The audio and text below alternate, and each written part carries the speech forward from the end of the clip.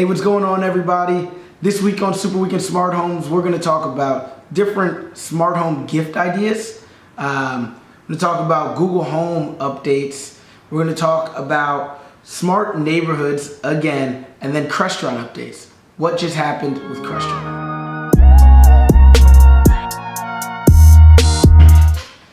Hey guys, back at it again, and this is not the holiday episode because it's only November 28th, but I know a lot of people are now in the holiday mood, starting to do a lot of their Christmas and Hanukkah, Kwanzaa, whatever you celebrate, shopping, birthday gifts, etc. And smart homes are a big topic right now.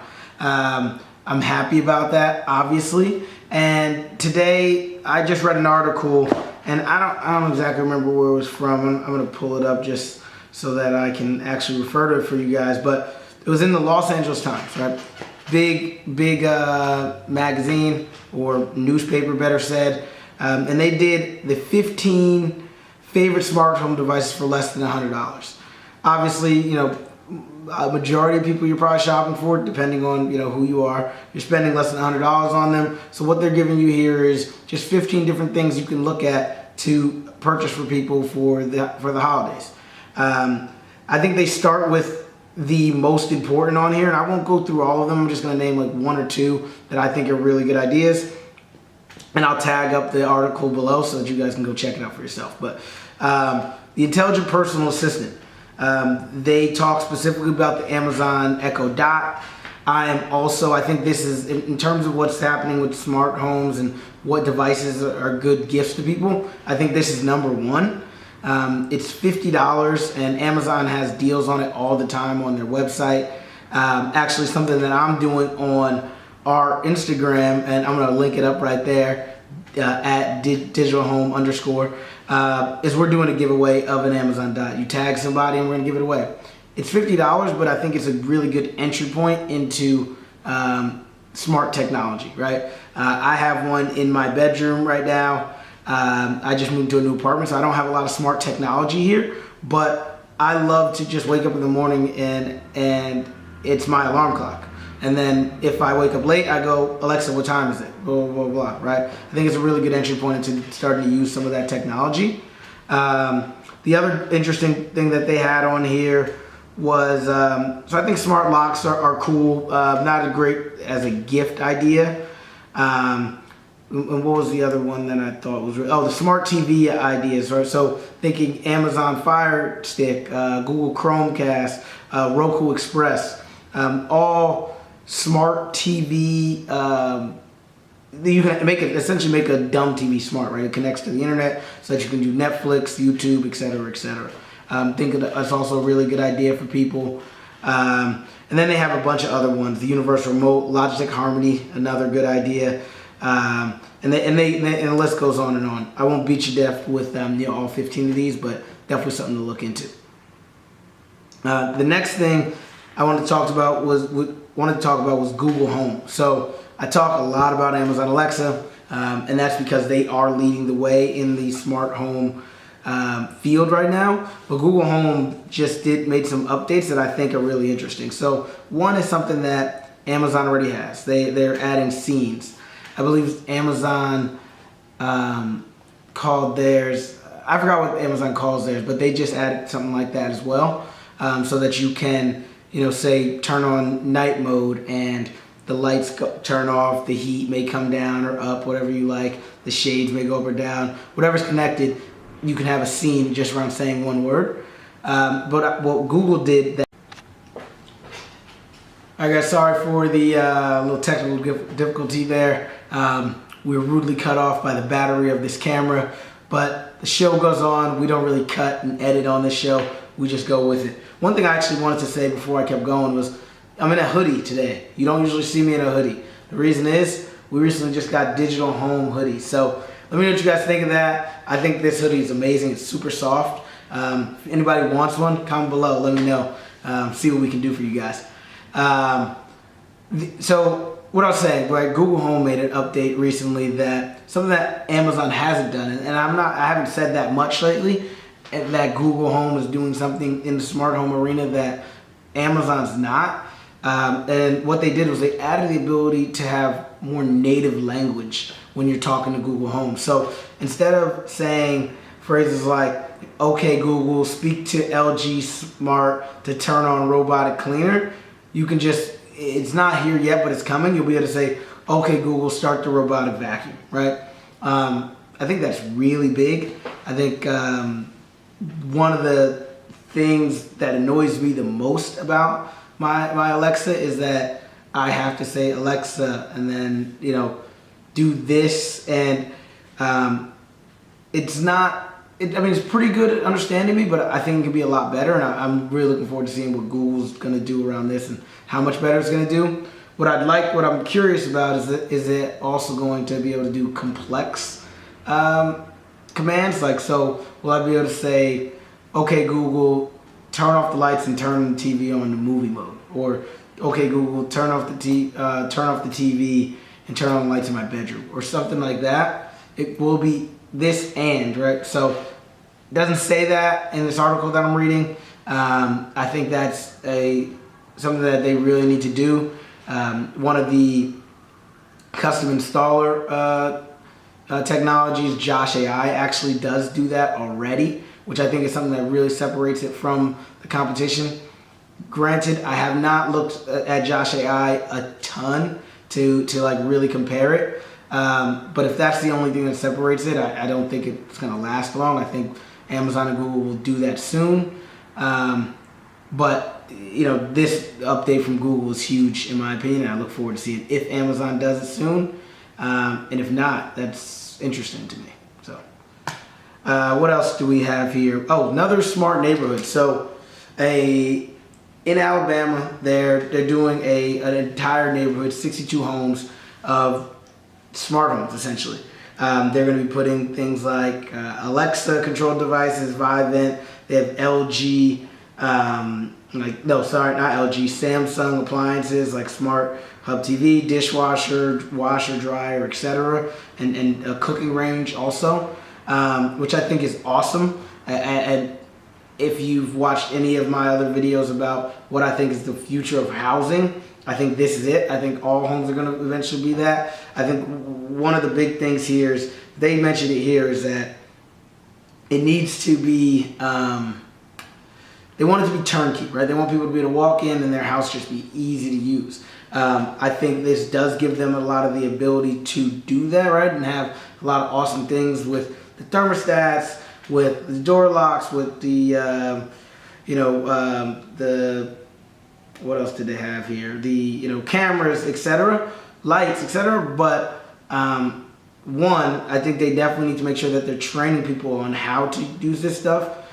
Two, I think the challenge with the way that they're approaching it seems like there's going to be a lot of different apps associated with this in terms of putting it all together. And just in the instances that I've done actual installations and there are multiple apps involved, I think it adds to the complexity for people, especially someone who's never used a smart home. I've mentioned in other videos, I think that is sometimes where people start, like they deal with a whole bunch of apps, but shortly after, right, they realize that they don't like going to all these apps and they want to kind of move to something else. So I think if you're going to build a smart community, I think it's wise to just kind of think that through and do it fully, right? Do all of the appliances, everything within one. I don't think anything controls these smart appliances yet that I know of, other than like Amazon Alexa, and probably Google Home and all these other ones. But I'd even venture to say pass on those for now and let people kind of bring those in as they come, or just have them be controlled by Alexa alone. But yeah, I think it's a great step forward that they're doing. There's other builders out there doing it, but this is huge in terms of a community aspect. So definitely look forward to hearing what they have to say. And something that they actually mentioned in this is what they're looking forward to, the ability to collect the data, right? Not only being able to give people the ability to have these controls, but also how does that affect their usage of their energy, right? And then does that enable them to have deeper conversations with utility companies in the future to make deals or what have you? And that is something that I really look forward to seeing, because we've had conversations with with community builders in the past about kind of putting together these, and we're doing some, putting together these smart communities. But I think where it really comes into play and makes it big is not doing one-off homes, but doing it as a whole community, right? If the whole sprinkler systems are connected, being able to understand, the outdoor lighting systems all connected, everybody has smart thermostats in their homes and things like that. And if that's all connected to a back hub to be able to watch and understand and bring in that data, I think it can potentially change even the business model on housing, right? Because the same way that a lot of other business models have changed because of great data usage, I think this is no different. So again, going to be very interesting. And the last thing I wanted to talk about is something that is really interesting to me, because we just became dealers. So it's Crestron, right?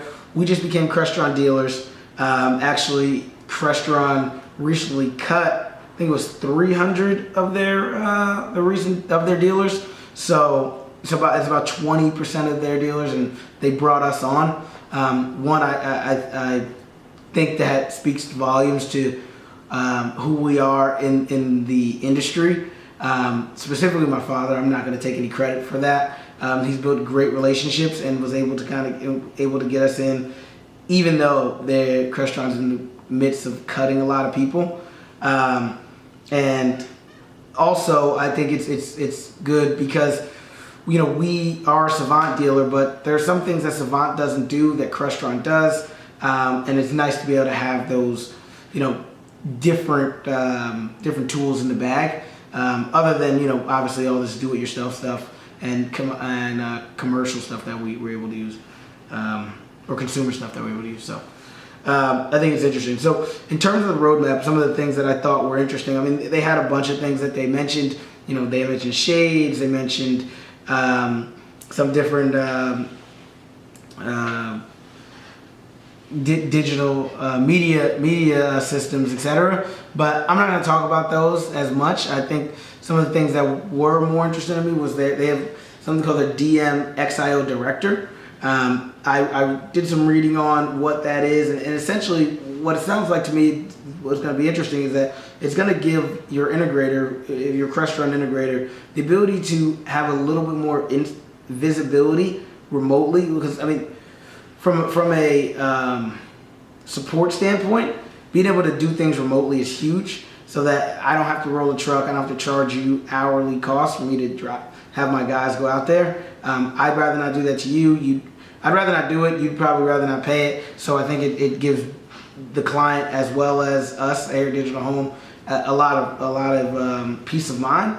And this is just going to give Crestron dealers even more insight into not only something that we're looking at today is like the network and being able to do resets and things like that, but also the paths of video, audio, etc. So that we can already program remotely, but this gives you just even more insight into what's going on. So if you do need to program remotely, you can really make that be able to do that very easily. So that's really interesting to me. Something I'm gonna dive a little more deeper into as time goes on. As we do more Crestron deals, we have a bunch of installs going on right now, and definitely look forward to kind of what's to come with that.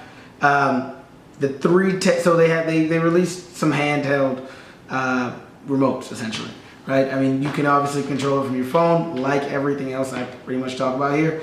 But sometimes it is nice to just have a physical remote. I personally don't use physical remote. I really like the Savant one. Let me stop lying. I do like the Savant remote. I could go without it, as I guess what I'm saying. I could use my phone. I've used my phone forever. But I know a lot of our clients do like having a remote. I mean, if you you grew up with a remote for your entire life, using it to change the channel, using your phone to change the channels and stuff, for some people it just could be less than ideal. So Crestron came out with two remotes. One which resembles like the Savant remote a lot in that, it has like a touch screen up front, and then it has buttons like any other remote on the bottom, which is cool, and I'm happy to see Crestron doing that.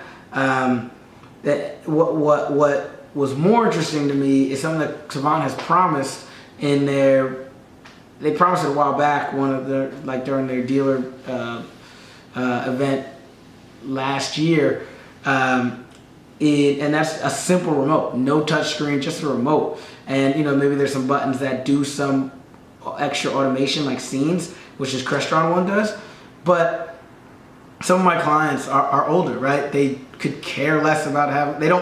They like the automation, but when they're watching TV, they don't want to have a screen. They want a regular remote. And yes, the one with the little screen is close, but it's not exactly what they want. So I think that's a really good addition by Crestron. It's not inexpensive.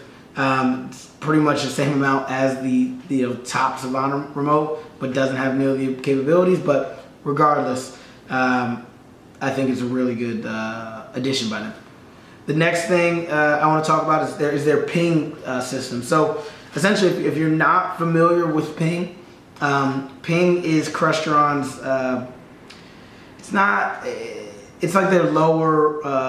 It's more their mid-range product, right? So instead of the normal Crestron, you have to code everything and put everything together. This one can be done, it can be programmed through like an iPad or etc., and allows you to have a lot of controls, automation controls of a lot of different products, but is a lot easier to program. It's not as customizable as the high-end Crestron stuff, but especially for like somebody like